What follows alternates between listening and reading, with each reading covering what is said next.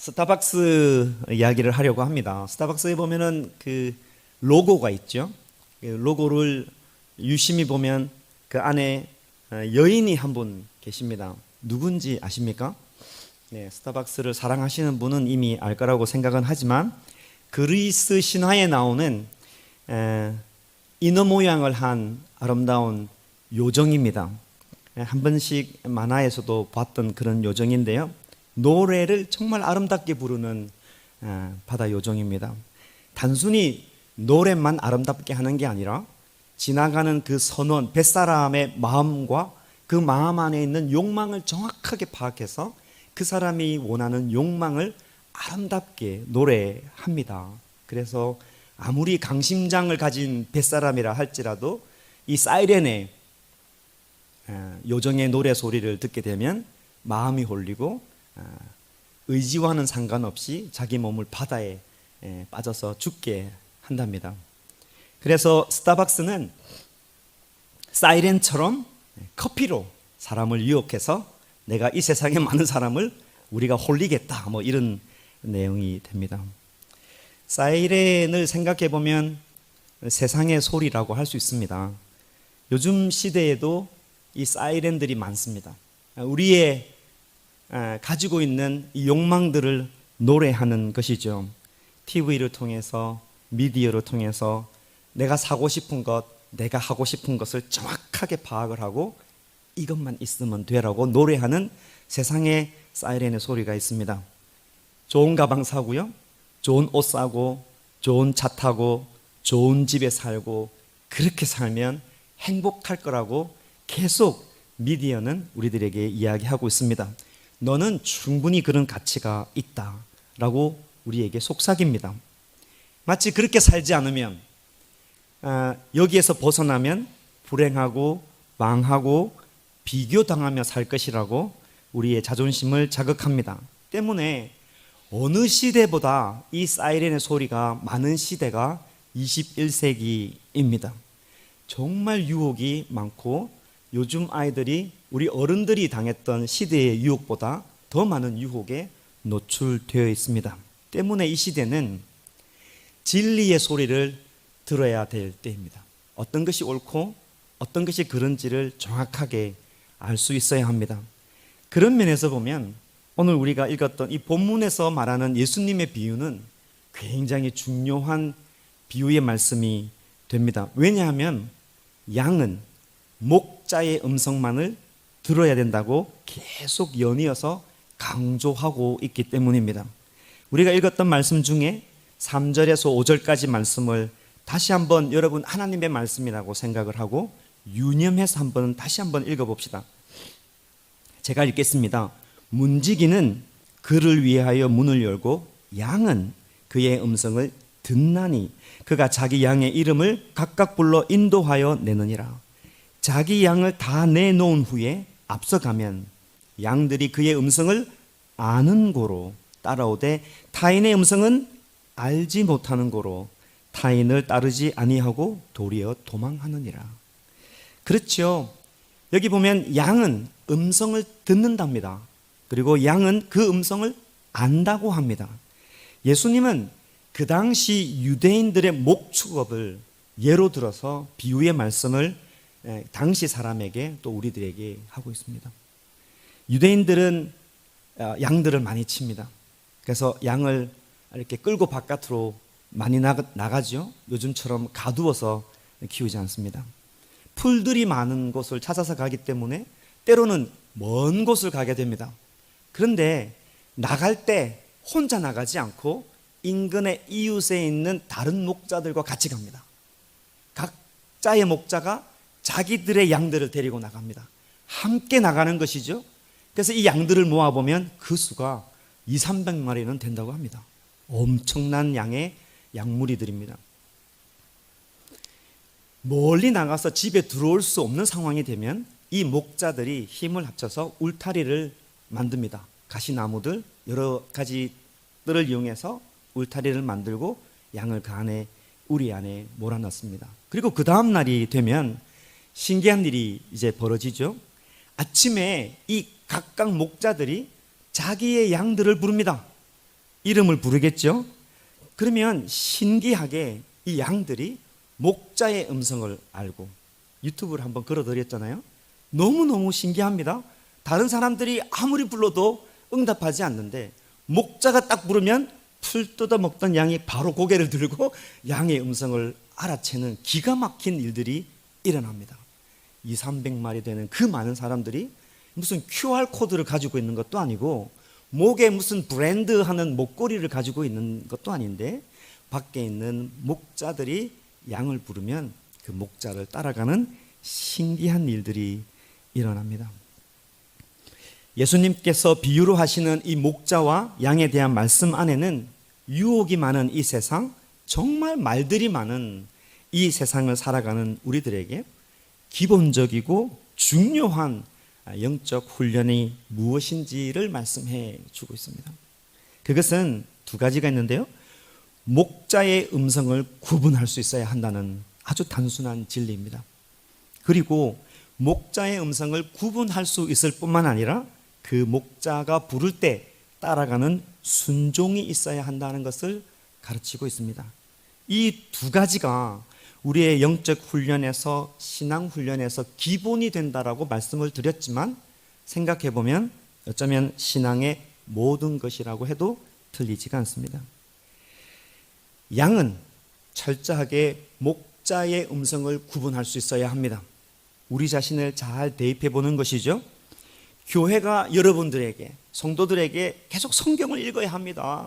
90일 동안 같이 말씀을 읽읍시다. 성경 공부해야 합니다. 목장 모임 될 수 있으면 참여하세요. 계속 독려하는, 여러분을 아주 불편하게 하는 이유가 무엇입니까? 하나님의 음성을 듣는 훈련을 하기 위함이기 때문입니다. 그게 신앙에서 가장 중요하고 기본이 되기 때문입니다. 양들은 어떻게 목자의 음성을 듣게 됩니까? 신기하잖아요. 어떻게 양들은 목자가 자기를 부를 때 그 음성을 알아챌까요? 양이 태어날 때부터 시작이 됩니다. 양이 태어나면 목자는 이 양에게 이름을 지어준답니다. 양수나 양도라, 희자가 많으니까 양희야, 양철아 이렇게 되겠죠? 그 많은 양들이 태어나면 그때부터 이름을 부르면서 이 양에게 사랑을 베풀어 줍니다. 목자가 자기를 부르는 그 음성에 이 양이 노출되고 그 이름을 들으면서 점점 목자의 음성을 알아간다고 합니다. 상징적으로 말하면 우리에게 어떤 뜻이 될까요?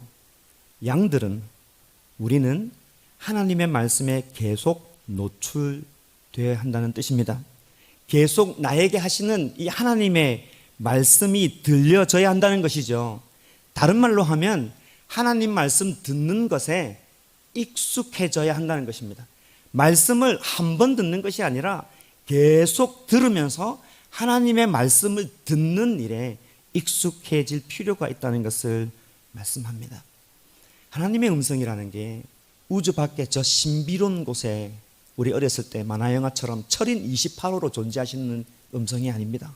그래서 내가 정성을 다해서 빌고 애쓰면 그 음성이 내 귀에 들리는 것이 아니라고 했죠. 하나님의 음성은 특별 계시로 이미 성경으로 우리 손 안에 있습니다. 하나님의 음성은 저 멀리 있는 것이 아니라 우리 손 안에, 성경 안에 있는 것입니다. 그러면 중요한 것은 무엇일까요? 이 말씀과 함께 늘 가까이 있는 것입니다. 세상에 무수한 소리 많이 있지만 그 가운데서도 이 하나님의 말씀으로 옳고 그름을 구분할 수 있는 안목이, 주의 음성을 구분할 수 있는 능력이 되는 것입니다. 그래서 목자의 소리가 아니고 사이렌의 소리, 세상의 소리가 들리면 전혀 반응하지 않거나 때로는 그것을 보고 뒤로 물러설 수 있는 능력이 있어야 합니다. 목자에게 음성을 구분할 수 있는 것뿐만 아니라 두 번째 중요한 것은 목자가 앞서가면 따라가는 순종이 필요하다는 것을 우리가 알 수가 있겠습니다. 여러분, 목자는 양들의 이름만을 부르지 않습니다. 그죠? 무슨 일을 합니까? 새로운 날이 시작이 되면 문을 열고, 문지기가 문을 열고 양의 이름을 불러서 부를 뿐만 아니라 바깥으로 인도해냅니다. 그죠? 푸른 풀이 있는 곳, 맑은 물이 있는 곳으로 인도합니다. 왜냐? 양으로 하여금 풍성한 삶을 살게 하기 위함입니다. 그런데 오늘 설교 제목이기도 하고 4절에 보면 아주 특별한 표현이 있습니다. 어떤 표현이 있냐면 다 내놓은 후에라는 표현이 있습니다. 굉장히 흥미스러운 표현입니다. 헬라어의 이 뜻이 뭘까요? 헬라어의 이 뜻을 보면 밖으로 던져낸다라는 뜻이 있습니다.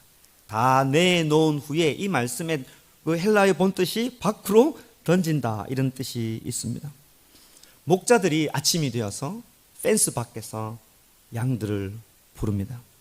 그러면 양들이 나오죠? 그러면 꼭 그런 양들이 있습니다. 꼭 그런 사람들이 있죠?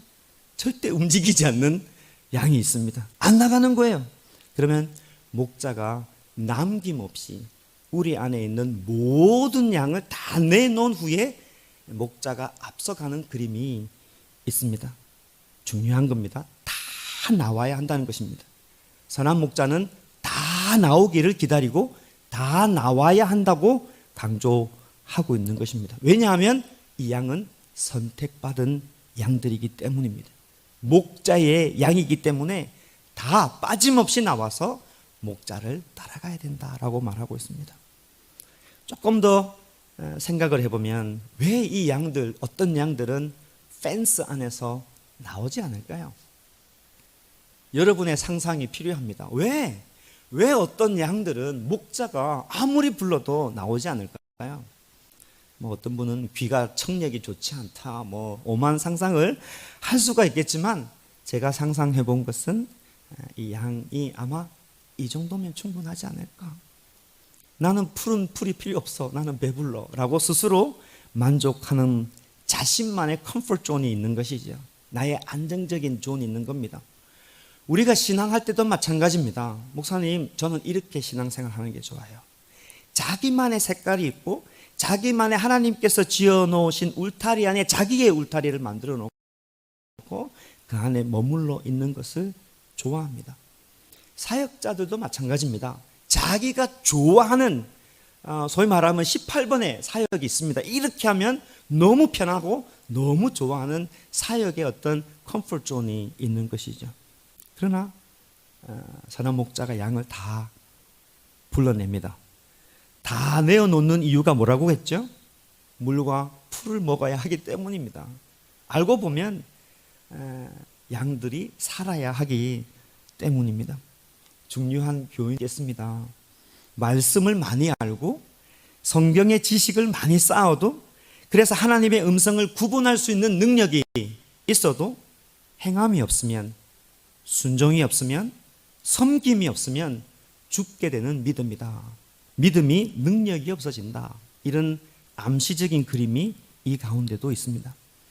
사랑하는 세계를 제자교회 성도 여러분, 기억하시기를 바랍니다. 내가 하나님의 은혜를 받으면 하나님은 그 자리에 우리를 그대로 놔두지 않습니다. 우리를 인도하십니다. 은혜를 받고 내가 있고 싶은 곳에 있고 싶은 마음이 가득하지만 주님은 우리를 불러내십니다. 그리고 우리가 있어야 할 곳으로 인도하십니다. 그게 우리가 사는 길이기 때문입니다. 여러분, 기도할 때나 찬양의 가사나 성경 말씀에 보면 하나님 나를 인도해 주십시오. 여러분의 기도의 대부분은 하나님 이 가운데 저를 인도해 주십시오 라는 기도 제목들이 많을 겁니다. 그런데 인도해 달라는 이 말씀을 가만히 생각을 해보면 무슨 뜻입니까? 내가 편하게 있는 곳에 놔두지 않는다는 겁니다. 하나님께서 앞서서 내가 필요한 곳에, 따지고 보면 내가 불편한 곳으로 인도하신다는 게 하나님의 인도함의 말이 되겠습니다. 좀 쉽게 적용을 해보자면, 함께 우리가 신앙생활 하다 보면 갈등이 없을 수가 없습니다. 그렇죠? 우리는 한 사람과 더불어 개척을 했습니다. 교인이 5명 될 때가 있었습니다. 5명이 모였는데도 갈등이 심각합니다. 이렇게 마음이 하나가 안 되는지 정말 사람은 사람이구나 이런 생각을 하게 됐습니다. 5명이면 그런데 10명이 되고 30명이 되고 60명이 되고 100명이 되면 갈등이 왜 없겠습니까? 그죠? 성격 다르고 취향 다르고 습관이 다 다르기 때문입니다. 작은 오해가 있을 때 이걸 빨리 해결하지 못하면 갭이 커져서 나중에는 미안하다 할 타이밍을 놓치게 됩니다. 그리고 이런 갭들이 자꾸 커지게 되면 나중에는 이 한 공간에 같이 있는다는 게 너무 불편해지는 상황이 발생하게 됩니다. 그런데 하나님의 음성이 들리죠. 용서해라. 용서해야만 된다. 미안하다고 그래. 사랑해야 라고 말해. 이 같은 법은 없느니라. 하나님의 말씀이 너무 선명하게 우리 가운데 진하게 말씀을 합니다. 그러면 우리는 예배라는 그 울타리 안에가 너무 좋은 거예요. 교회라는 울타리가 좋아서 그냥 예배 드리고 집에 가면 그만이라고 생각합니다. 그런 나에게 목자가 다가와서 예배 드리다가 형제와 화해할 일이 생각나거든 화해하고 예배 드리라. 그렇게 우리를 컴포트존에서 빼내서 우리를 다 내어놓는 일들이 발생을 하면 참 마음이 불편해진다는 것입니다. 울타리 박히고 너무 두렵고 자존심 상하고 부끄러운 일들입니다. 그래서 신앙을 좀 제대로 해보겠다라고 그 길을 걸어가면 이게 참 불편하구나를 금방 알게 되는 이유입니다. 이사야서 53장에 보면 2종류의 양이 있습니다. 여러분 주보에도 조금 인용 성경 말씀을 써놨는데요. 이사야 선지자는 우리를 향해서 인간을 향해서 인류를 향해서 다 양 같다라고 말합니다. 그리고 그 양을 어떻게 표현했냐면 그릇 행하여 각기 제 길로 가끄느이라고 되어 있습니다. 공동역을 보니까 재밌는 표현이 있습니다. 어떻게 이것을 다시 번역을 했냐면 길을 잃고 제 멋대로 놀아놨다 이렇게 이야기하고 있습니다. 그러나 그 양 말고 또 다른 양을 소개하고 있습니다. 어린 양 예수 그리스도를 예표하는 것이죠. 이사야서 53장 7절 말씀이에요. 현대인의 성경으로 읽어드리면 그가 곤욕을 당하면서도 침묵을 지켰으니 도살장으로 끌려가는 어린 양과 털 깎는 사람 앞에서 잠잠한 양처럼 두 양이 나오지만 같은 양이고 설명을 하자 그러면 도살장으로 끌려가는 어린 양처럼 털 깎는 사람 앞에서 잠잠한 양처럼 그의 입을 열어놨다. 고통과 고난이지만 묵묵하게 순종했다라고 되어 있습니다. 우리는 각기 제 길로 갔지만 제 멋대로 놀아놨지만 예수님은 순종의 길을 갔다라고 말합니다. 예수님께서는 그 펜스 울타리를 벗어나서 기꺼이 울타리 밖으로 내놓는 일에 헌신했습니다. 다시 말하면 하늘 보좌를 버리고 이 땅에 인간의 형상으로 기꺼이 오신 것입니다. 왜 그랬을까요? 영원한 목자 되시는 아버지 하나님의 음성을 따랐기 때문입니다. 이사야가 그 이유를 바로 다음 구절에 이야기하고 있습니다. 이사야서 53장 10절 말씀 주보에 되어 있습니다. 여호와께서 그에게 상함을 받게 하시기를 원하고 질고를 당하게 하셨은즉 쭉 가다 보면 끝에 여호와께서 기뻐하시는 뜻을 성취하리로다. 하나님의 뜻을 성취하기 위해서 예수님은 어린 양의 양처럼 순종했다라고 말씀합니다. 이사야의 예언뿐만 아니라 예수님도 여러분 요한복음 보면서 끊임없이 예수님께서 말씀하시는 게 뭐냐면 나는 나의 뜻을 이루려고 하지 않는다. 나를 보내신 아버지의 뜻을 이루려고 한다. 나는 나의 사람을 찾는 게 아니라 아버지께서 나에게 보내신 사람들을 한 명도 놓치지 않고 다 찾겠다는 아버지의 뜻을 이루려고 합니다.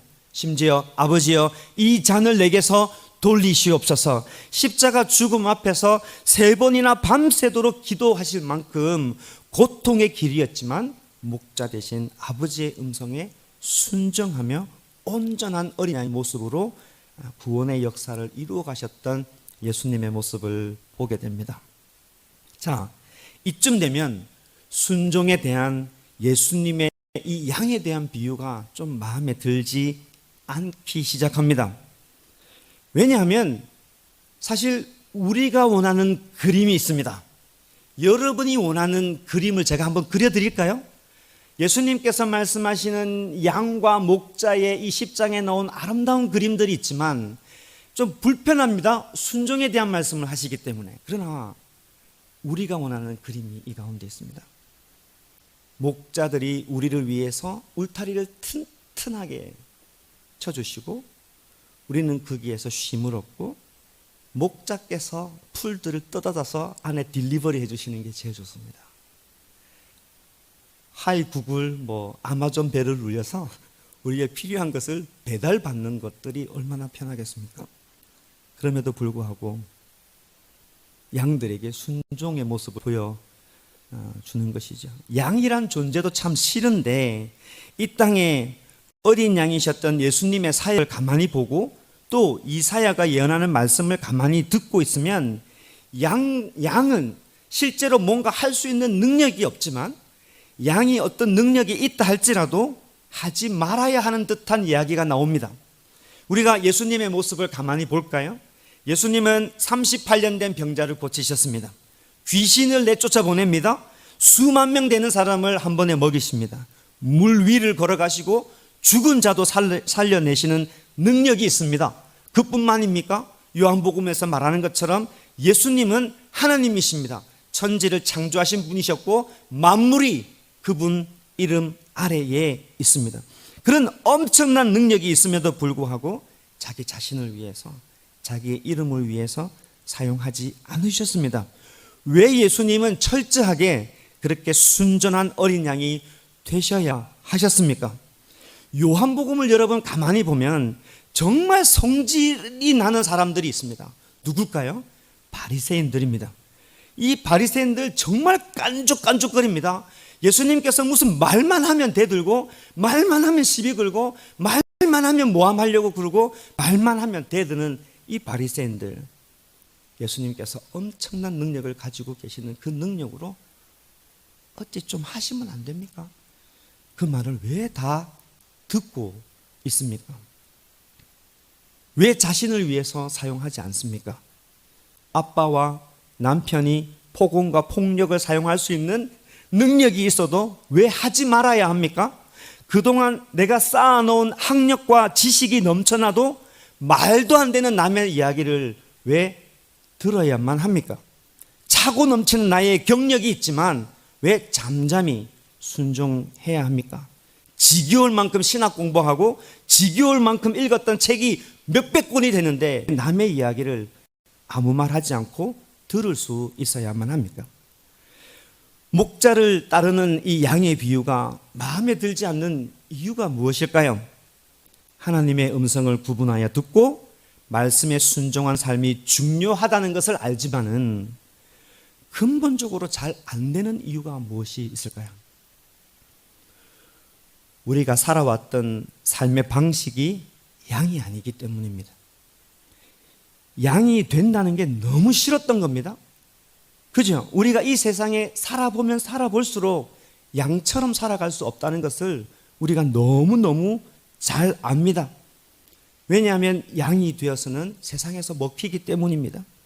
무시당하지 않으려고, 짓밟히지 않으려고 학벌이 되었던, 돈이 되었던, 명예가 되었던, 인맥이 되었던 무엇이든지 하나를 가지고 날카로운 무기 하나를 장착하려고 애쓰면서 살아왔습니다. 이것도 저것도 안 되면 자기의 자존심이라도 송곳처럼 날카롭게 세워서 절대 다른 사람한테 지지 않으려고 합니다. 세상에서만 그랬습니까? 교회에서도 마찬가지입니다. 내가 양 된다는 것, 나를 양 취급하는 것 그렇게 달갑게 들리지 않습니다. 지난주에 아주 유명한 연예인인데 크리스찬 된 사람의 상담 내용을 들은 적이 있습니다. 생각이 안 나네요. 원추가 누구죠? 원추? 생각이 안 나네. 아무튼 아주 유명한 연예인이었는데 그냥 자기가 그만두고 결혼을 해서 애 3명을 낳고 선교사님하고 결혼을 했던가 그래 됐습니다. 근데 문제가 좀 있는 것이죠. 아이를 길러도 보통 엄마들이 누리는 기쁨도 없고 안 좋은 일이 있어도 그렇게 감정이 없다는 거예요. 자기가. 그래서 이제 그 유명한 오은영 박사를 만나서 과거 이야기를 들어보니까 아픈 과거가 있는 거예요. 술 중독인 아빠 가정에서 아빠한테 모진 소리를 들으면서 자라게 됩니다. 너는 태어나지 말았어야 했어. 네가 태어났기 때문에 내가 불행한 거야. 술만 쳐드시면 그렇게 이 어린 아이한테 모진 말을 해댔습니다.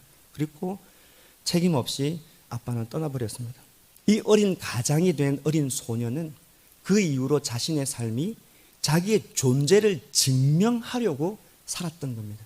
악착같이 나는 쓸모있는 사람이야. 나의 존재는 쓸모있고 가치가 있는 거야. 그래서 유명인의 길을 가기 위해서 오디션을 보고 그렇게 유명인이 되었는데 결국 자기 자신을 돌이켜보니까 감정이 없는 사람이 되었더라는 것입니다. 꼭 극단적인 내가 아니라 할지라도 우리의 삶의 방식은 양이 되는 것이 아니었습니다. 철저하게 자신의 존재를 스스로 증명하기 위해서 살아왔던 것입니다.